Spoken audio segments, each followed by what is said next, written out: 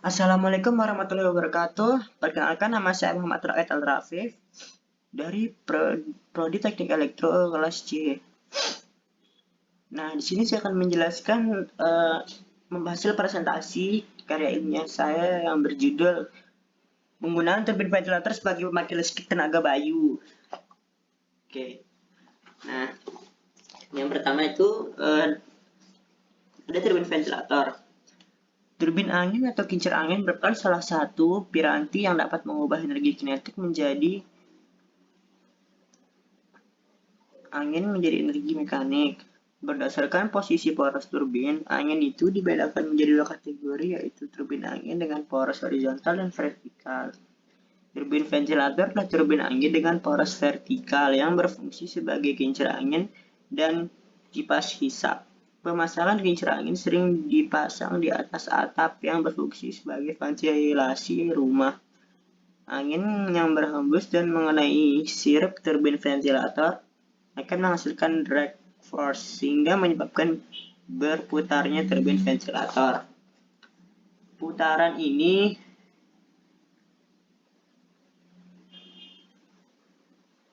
dari turbin ventilator akan menghasilkan tekanan negatif pada turbin ventilator yang menyebabkan udara terhisap dari dasar saluran. Jika ada angin yang berhembus memasuki turbin melalui dasar saluran dan keluar secara radial. Generator.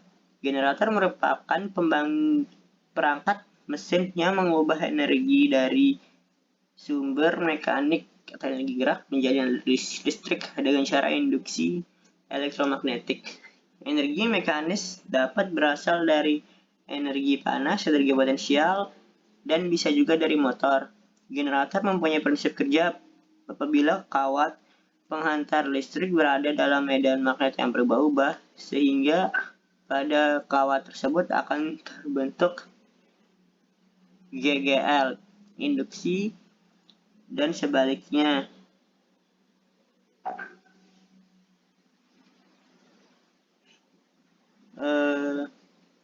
Bila kawat penghantar listrik digerakkan dalam medan, maka kawat penghantar tersebut terbentuk juga GGL, induksi, berdasarkan hukum Faraday. Generator AC. Generator AC adalah generator yang menghasilkan listrik atau arus bolak-balik atau alternator. Generator AC tersusun dari kumparan stator dan kumparan rotor. Kumparan stator berada tempat yang tepat, sedangkan kumparan rotor berada pada tempat yang berputar. Biasanya berada bersama-sama dengan kutub magnet. Kutub magnet ini diputar dengan tenaga mekanik. GGL induksi pada generator AC dapat diperbesar dengan cara lilitan kumparannya diperbanyak. Magnet permanen yang digunakan lebih kuat. Putaran rotor dipercepat dan dalam kumparan disisipkan inti besi lunak.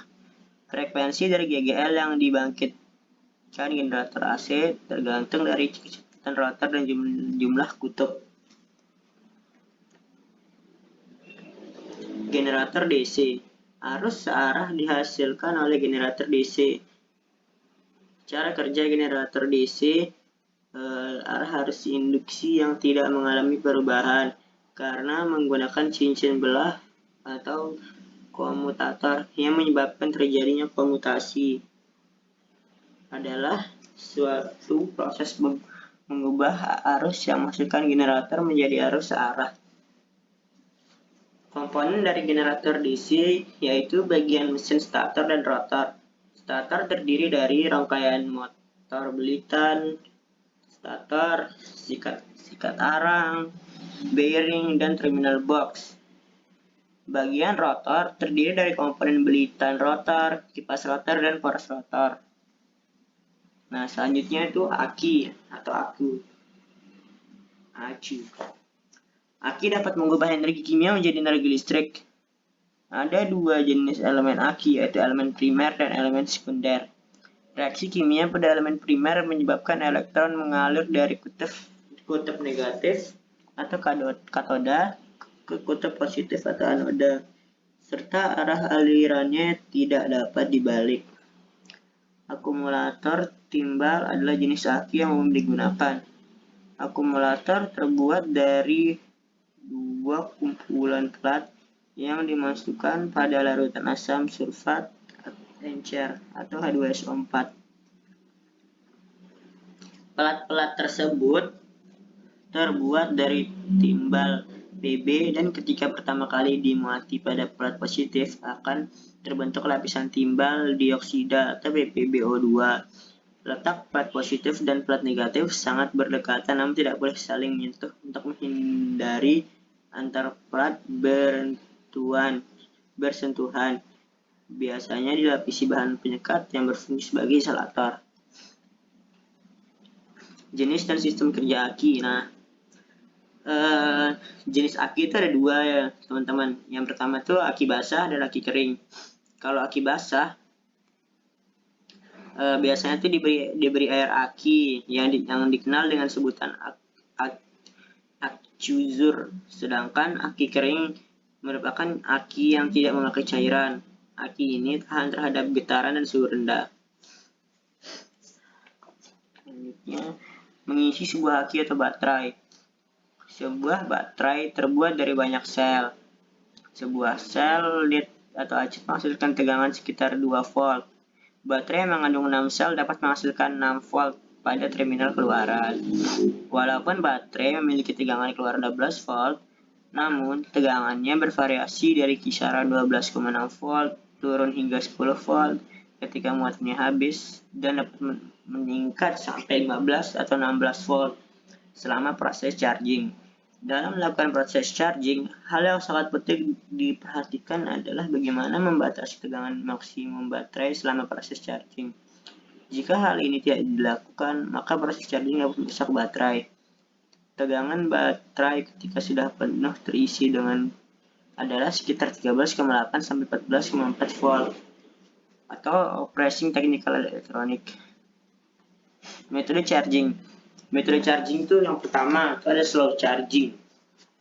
Slow charging umumnya didefinisikan sebagai arus bermuatan yang dapat digunakan untuk mengisi ulang segala jenis baterai tanpa merusak sel baterai. Metode ini terkadang disebut trickle charging. Kecepatan trickle charging yang aman untuk diterapkan pada tipe sel baterai tergantung dari kandungan kimiawi dan konstruksi baterai. Ketika suatu sel baterai telah penuh diberi muatan, proses charging yang dilakukan selanjutnya menyebabkan terbentuknya gas. Semua gas yang terbentuk harus dapat dikombinasikan kembali secara internal atau akan menjadi tekanan di dalam sel dan membuat gas mengalir melalui ventilasi internal yang mengurangi umur dari sel. Hal ini telah diperbaiki pada sel-sel baterai yang ada sekarang sehingga dapat dilakukan trickle charging yang lebih cepat. Keuntungan besar yang diperoleh melalui proses slow charging adalah proses charging yang dilakukan tidak membutuhkan rangkaian pendeteksi akhir dari proses charging. Karena proses ini tidak dapat merusak sel baterai, maka seberapa lama proses dilakukan dapat diabaikan. Ini berarti rangkaian charging yang digunakan adalah sederhana dan sangat murah.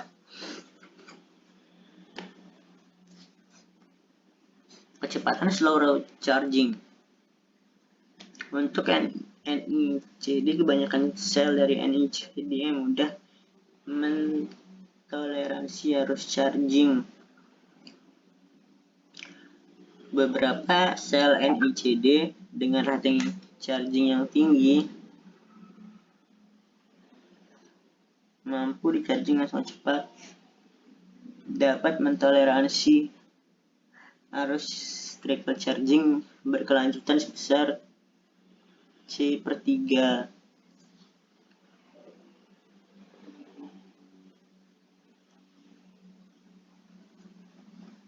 Kemampuan sel baterai NIED memerlukan waktu sekitar kurang dari 6 jam.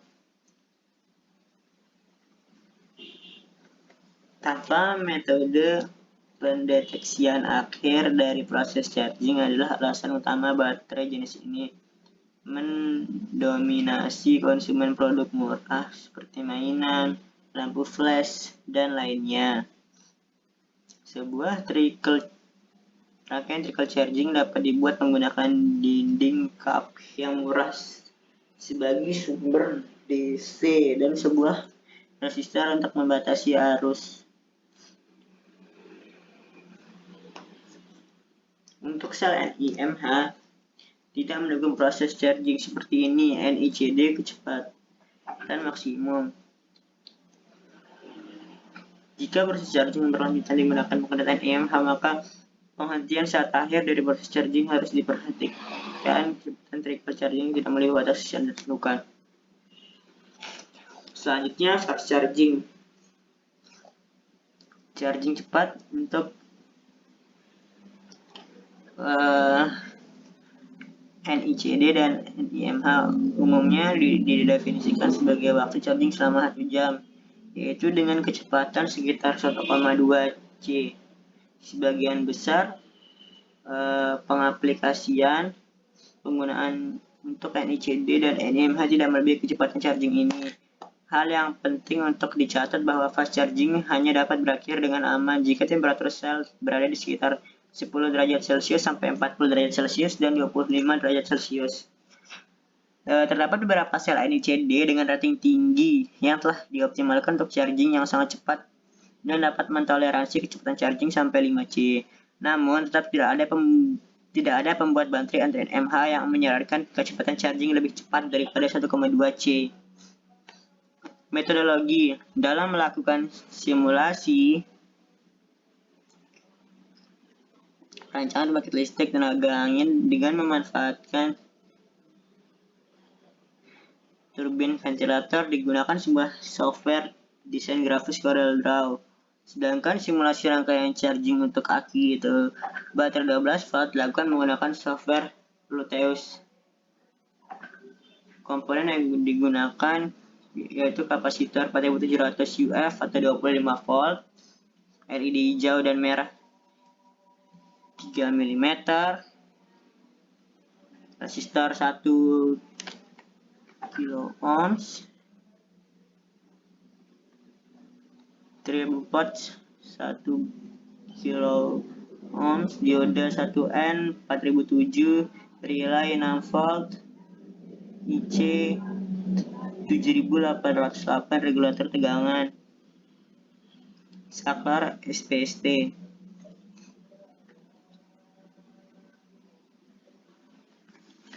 Simulasi modifikasi pada turbin ventilator. Beberapa bentuk tudung turbin ventilator diperlihatkan pada gambar. Terdapat 4 jenis tudung yang biasa digunakan, diantaranya tudung dengan sirip tegak lurus, tudung dengan sirip melengkung, dan tudung dengan sirip lurus namun sisi luar yang melengkung. Jenis tudung yang digunakan dalam ini adalah tudung dengan sirip melengkung karena lebih mudah diperoleh dengan harga yang murah.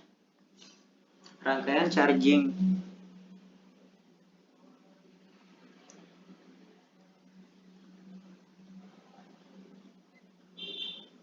Digunakan untuk melakukan proses charging baterai atau aki dengan aman, sehingga tidak akan merusak sel baterai atau aki ketika aki sudah penuh. Skema dan rangkaian charging diperlihatkan pada gambar seperti di bawah. Hasil yang diperoleh dari pembuatan simulasi pembangkit listrik tenaga angin ini adalah berupa gambar skema modifikasi turbin ventilator dan rangkaian charger yang disimulasikan menggunakan software simulator Proteus. Hasil dari desain perancangan turbin ventilator sebagai pembangkit listrik tenaga angin diperlihatkan bila tegangan keluaran yang ingin dihasilkan oleh dinamo adalah 16 volt, maka beberapa ketentuan minimum harus dipenuhi, diantara dengan kombinasi komponen-komponen yang menyusun dinamo serta perbandingan diameter roda gigi yang dipasang pada tudung turbin ventilator terhadap roda gigi yang dipasang pada ujung rotor dari dinamo. Simulasi dari rangkaian charger tahap pertama diperlihatkan pada gambar ini. Indikator LED dapat relay yang digunakan adalah tipe animated, sehingga ketika diberi sumber tegangan LED dan relay dapat memberikan efek visual seperti keadaan di aslinya. Nah, gambarnya itu seperti ini, menunjukkan proses charging sedang berjalan ketika aki dalam keadaan kosong. Tegangan aki 12 volt dalam keadaan kosong adalah sekitar 10 volt. Pada saat ini, relay masih dalam keadaan mati karena transistor tidak memperoleh arus listrik pada basisnya yang bersumber dari IC OP ampere aktif ketika baterai telah terisi penuh yang bernilai 13,8 volt. Rangkaian charger. Dalam mendesain rangkaian charger, perlu diperhatikan cara menghasilkan tegangan masukan untuk rangkaian komparator. Pada rangkaian komparator, tegangan referensi yang diberikan pada pin 2 yaitu masukan negatif dioda Zener adalah sebesar 3,3 volt yang berasal dari rangkaian dioda Zener.